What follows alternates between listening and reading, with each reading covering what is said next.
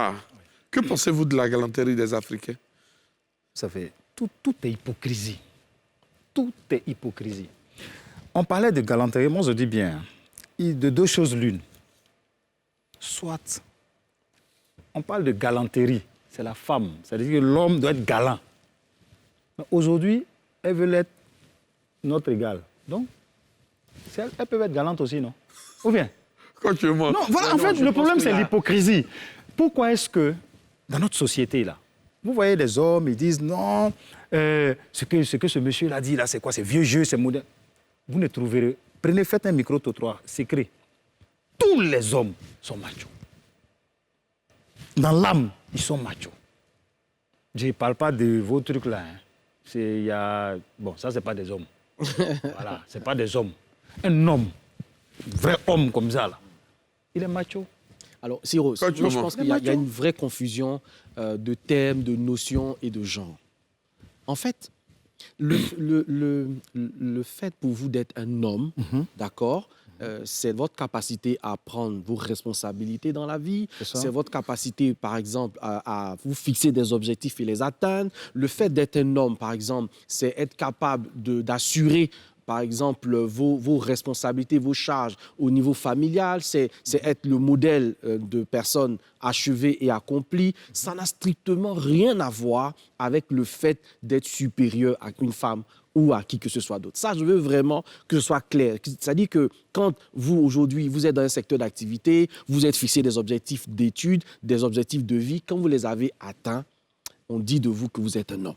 Vous voyez, ça veut dire que vous êtes quelqu'un de respecté et de respectable. Ça n'a pas un lien avec le fait de subordonner une femme. La subordination d'un individu, que ce soit un homme ou une femme, est en soi un problème psychologique. Quand vous êtes... Non, j'ai pas terminé. Non, juste une question, puis vous terminez. Juste une question. Je dois aller juste une question. En fait, oui.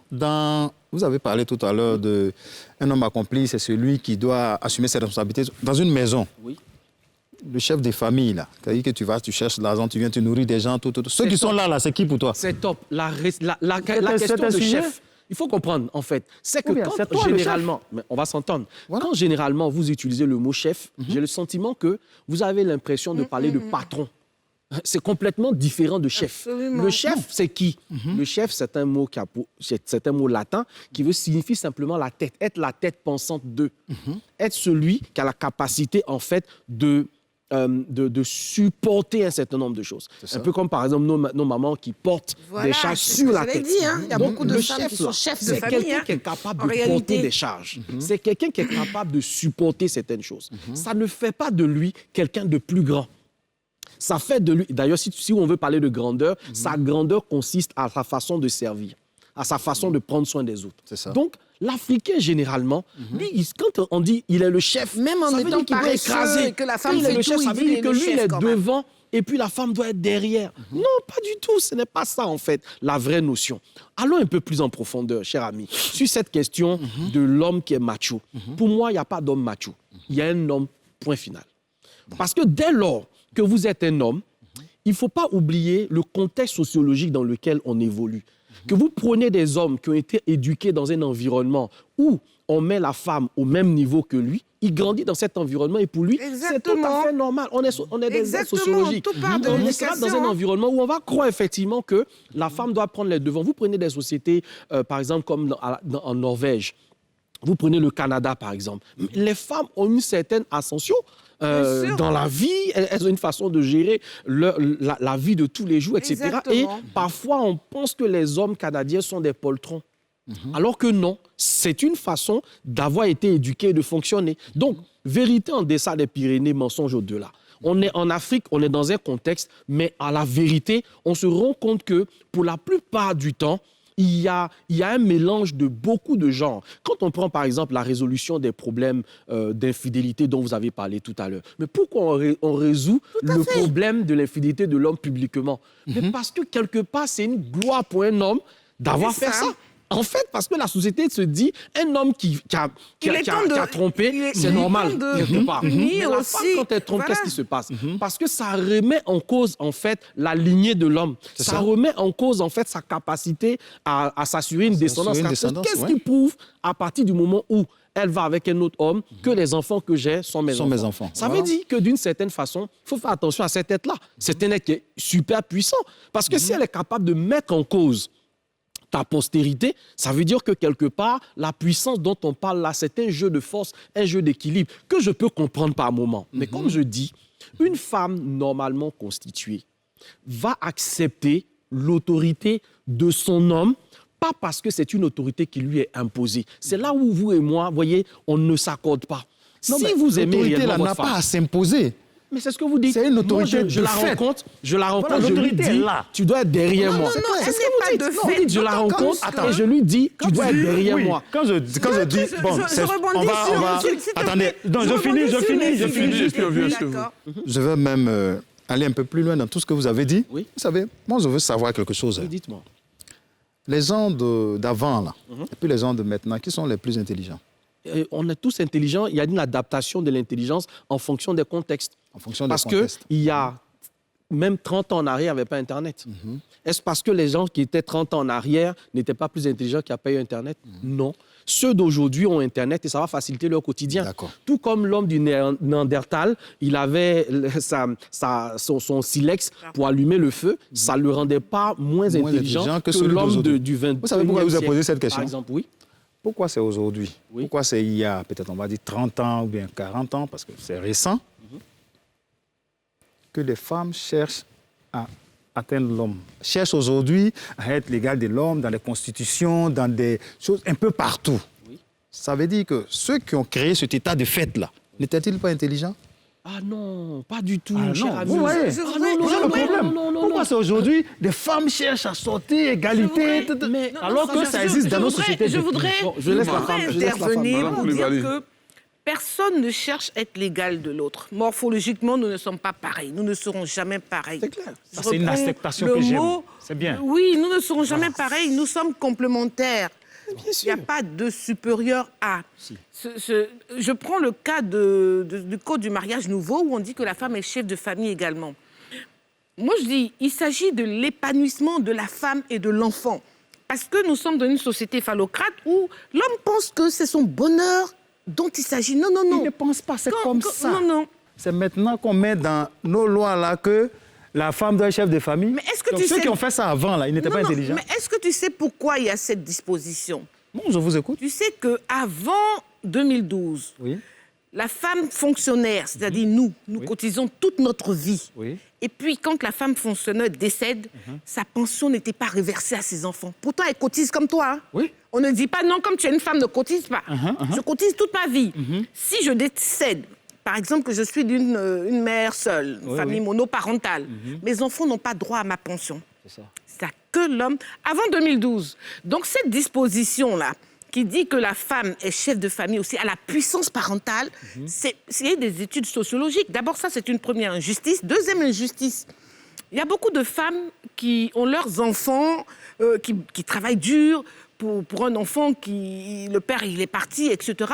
Mais quand cet enfant-là doit partir faire des études ailleurs, s'il est mineur, tant que ce monsieur-là ne vient pas signer, Oui. alors qu'il n'est pas là. Donc, ce sont des injustices que cette disposition a réglées. Bon, chef de famille que vous voulez comme titre. C'est pas Parce qu'on que veut ça qu'on fait titre, rire c'était même. ça. C'est le titre, là, carrément, c'est ça. c'est carrément... Voilà, je sais pas, c'est pas comme si on revendique ça. C'est carrément ce qui ridicule. est. Non, mais franchement, c'est ridicule. Non, ça c'est des exemples Franchement. de... Non, ça c'est des exemples de... On va pas réduire l'homme à ça. Pour te dire que Non. la loi sur le code du mariage qui dit que... La même loi sur le code du Non, je mariage, finis. là, dit quoi pour le loyer? qui dit que... Quand la femme travaille, le Non, monsieur j'arrive. travaille. Ça dit quoi? Qui dit Mais là-bas, que- elle ne parle jamais de ça. Mais tu Mais sais... il y a des on femmes veut qui dire- payent le voilà, loyer. c'est ce que On dit je au dis. prorata de leur salaire. Non. Vous comprenez? Non. Au prorata de leur salaire. Non, on dit celui Mais en fonction la de celui qui a le plus de moyens. Relis la, Ah relis oui, la justement, loi. au prorata du salaire. C'est-à-dire que quoi, M. Siro? Si vous gagnez 100 000 francs, que votre femme Ça gagne veut tout 400 simplement 000, dire... le loyer coûte Ça veut tout 100 000. simplement dire... Regarde, ça veut tout simplement dire que ça vous dépend envoyez, de vous. Elle envoie. Mais là-bas, elle ne Personne veut pas n'est le envoyer. chef. Écoutez, peut-être. Non, Voilà. non, regarde. problème. Ça veut dire tout simplement Oui. que ça dépend de vous. Personne n'est le chef de personne dans la maison.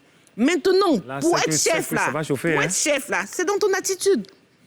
On n'a pas besoin de parler. Quelle est l'attitude qu'il faut avoir pour être un chef? Mais tu prends tes responsabilités. C'est-à-dire? Moi, je veux dire, par exemple, quand mes parents me disent, mes enfants me disent, maman, je veux ceci, maman, cela, cela. Oui, et si le C'est père parce n'a que- pas... Ça fait Non, pas, c'est une façon ça fait de pas dire- de lui un chef? Il faut qu'il soit présent. Là. Le chef, c'est quoi? On parlait de polygamie. Oui, non, Moi, je veux allons-y. dire- Non, répondez à ma question d'abord. Je reviens. Non, Parce que répondez d'abord à ma Je vais question. là pour revenir. Le père qui n'a pas les moyens, ça ne fait pas de lui un C'est chef? pas une question de moyens, c'est Oui. une question de Monsieur. présence parentale. Mais vous avez dit tout à C'est l'heure, un exemple. si l'enfant Il y a dit... les moyens. Oui. Il y a la présence parentale. Oh. Vous allez voir que des familles, dans certaines familles, le père n'est jamais là. Donc, en fait, ce côté chef, cette autorité, il n'arrive pas à l'imposer. Quand on arrive, c'est la maman. Quand elle parle, l'enfant se lève. Quand lui, il parle, on ne l'écoute Non, pas. non, non, c'est Mais que... franchement, parce qu'il n'est C'est jamais que c'est là. pas un chef. Parce que, je vous explique, hein, j'ai une anecdote.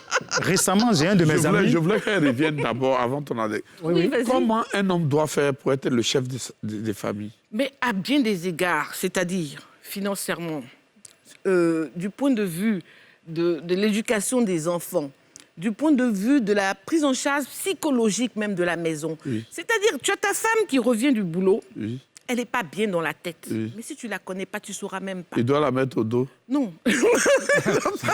Voilà, faut la charger, faut, je sais pas. Qu'est-ce qu'il doit Je faire? fais le poêle, tout ça. Le simple fait de remarquer qu'elle n'est pas bien, tu es en train de prendre de l'autorité sur elle. Tu ne te rends pas compte, hein? Quand je rentre, mon mari me demande « Ah, mais t'as l'air bizarre, qu'est-ce qui s'est passé aujourd'hui ?» C'est une autorité que tu prends sans te rendre compte. Donc, ce n'est pas de facto. C'est-à-dire que c'est tous les petits gestes de tous les jours. L'autorité, petit à petit, se construit. Le temps de réaliser, là, c'est toi qui la commandes. Tu n'as pas besoin de décréter. Non, c'est ça, il dit, Parce que, donnez-moi- parce que l'autorité, c'est quoi? Il y a la dépendance. Quand tu finalement dépends, je ne parle pas d'argent, hein. Quand je dis tout à Dépend l'heure... émotionnellement. Émotionnellement, tu sens que ton mari n'est pas là. Mais il y a des femmes, quand le mari voyage, elles applaudissent. Elles vont bien se reposer, elles sont tranquilles. Mais il faut que toi, ta présence dans la maison, là, ça soit quelque chose de l'or pour toute ta maisonnée. En ce moment, tu exerces ton autorité.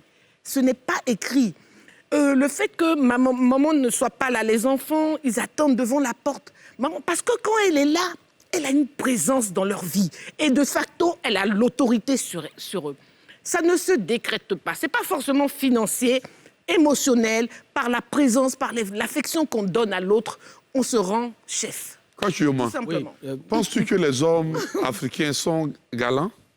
Ouais, Ou pas? parce que pour moi, la galanterie, c'est une question d'éducation. OK. La plupart des hommes africains qui ont eu une éducation correcte, d'accord, et qui connaissent le poids et l'importance d'une mère dans leur vie, donnent toujours le respect à la Tout femme. à fait. Voilà, ça Le c'est reste- ça, le c'est la respect, base. la galanterie Le respect sont et la différents. galanterie sont Bien différents. Ils sont différents. Bien sûr, on va Voilà, y c'est arriver. différent. Ok. C'est quoi finalement être galant? Être galant, c'est être un gentleman, c'est être quelqu'un de bien. Ça veut dire quoi? Quelqu'un qui est moralement, d'accord, et d'un point de vue des bonnes mœurs, quelqu'un qui est capable justement de donner de la considération, quelqu'un qui est capable de donner de la valeur à quelqu'un d'autre. Et cette galanterie ne peut ne même pas être à l'égard de la femme. Ça peut être une galanterie même à l'égard de la société. Maintenant, on peut l'appliquer dans le contexte de la femme. Quand, par exemple, il s'agit d'ouvrir la porte à une femme, ce n'est pas parce qu'elle ne sait pas l'ouvrir, mais c'est une façon de donner de la valeur, En réalité, de tu la l'importance. domines même. C'est ça C'est que tu une n'as pas façon de compris. donner de la valeur et de l'importance. Et tu la La domines, là, galanterie, là. c'est quoi, par exemple? On descend des marches d'escalier, etc. Le fait de prendre une posture qui est protectrice, par exemple, de cette personne, ça ne veut pas pour autant dire qu'elle est faible. Mais c'est une façon de se positionner comme étant une personne capable de porter. Et il ne faut pas perdre de vue cet aspect-là. Porter une certaine responsabilité, valoriser d'une certaine façon. Du coup, est-ce que les hommes africains sont galants? Je dirais pour la plupart. Pourquoi je dis pour la plupart? Parce que, enfin, on est dans le contexte africain et on se rend compte que l'Africain n'a pas toujours été, entre guillemets, le macho qu'on veut faire croire. L'Africain a toujours été respectueux de la femme. L'Africain a toujours été quelqu'un qui a priorisé la femme. Quand on prend l'Afrique traditionnelle noire, hein, je ne parle pas de cette Afrique hybride qui est entre deux civilisations, deux mondes et qui finalement ne sait plus trop à quel sens se vouer. Je parle de l'Africain à la base, qui a eu une éducation traditionnelle et qui parfois voit dans la femme ou dans la mère son demi-dieu.